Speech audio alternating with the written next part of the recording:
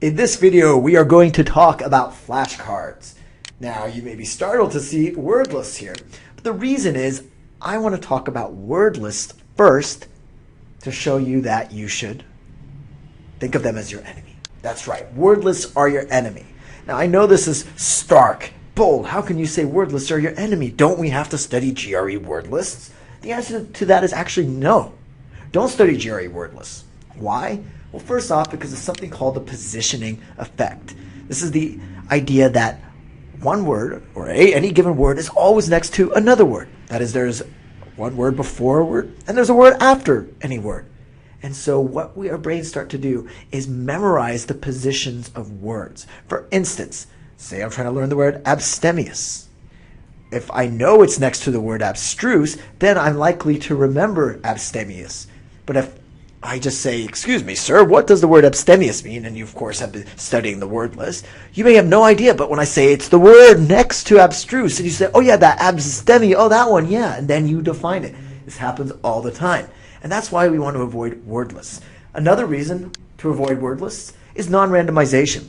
This is very similar to the positioning effect, but it's the fact that the words are always in the same place. Your brain is never startled to suddenly see a word next to another word. It's always predictable. Now, what this leads to is a false sense of mastery. And that's why I started off by saying word lists are your enemy, because many people will study them despite this video, and they will get this false sense of mastery because as they read the word list, they will learn the definition for a word.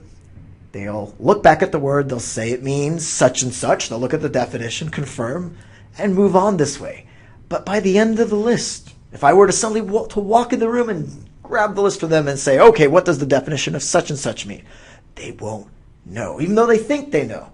It's this idea that they knew because of the positioning effect and just because they started reading back and forth. And it seems so easy to know the definition when you were more or less looking at it. So what would I do if I jumped in the room? I would give them a flashcard that says abstemious on it and ask them to define the word. And that's because flashcards are far more effective than word lists. Now, why? Well, it goes back to non-randomization versus randomization.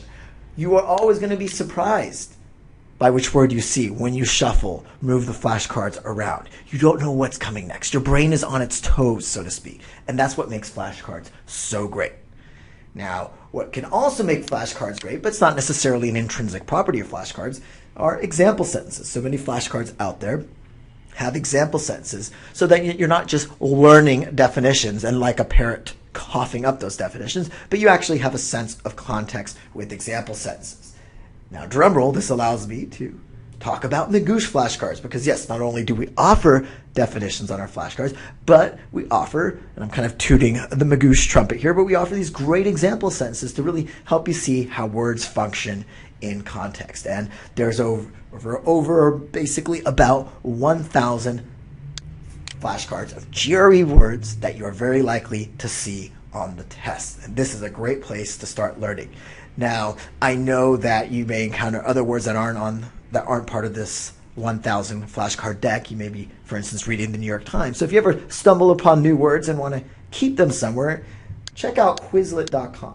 You can make your own flashcards there as well. So that way, with Magoosh flashcards and any extra ones, you're covering even more vocabulary bases. Finally, how do I use flashcards? That's a great question. You may say, okay, just take the stack and start picking up words and looking at the back and seeing what the definition is. It's a good idea to shuffle, to always have that randomization component there. And a great little thing I have, or game, if you will, is odd men out.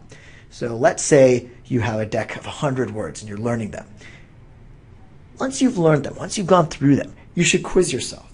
So let's say you quiz yourself and you notice that you miss about 15, maybe even 20 words. These become the odd men. And these are the ones that you want to focus on. So now you focus just on these 20 words. And you learn these words. You don't just take the quiz right there and try to memorize them. But you actually really spend some time with these words. Maybe go out, take the flashcards with you. And then a few hours later, re-quiz yourself on these odd men and see if you've learned these words. And this is a highly effective way because finally, even those words that are so hard for you to remember, you will have a much better understanding because you have used flashcards and not word lists.